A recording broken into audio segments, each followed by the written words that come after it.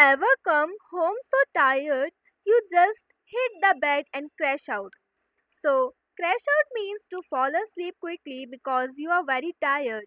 And I crashed out after the long trip.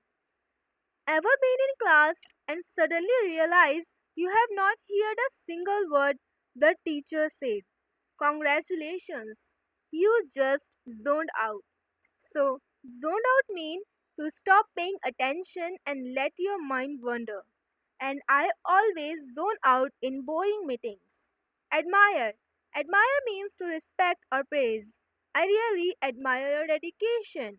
Ambush. Ambush means a surprise attack.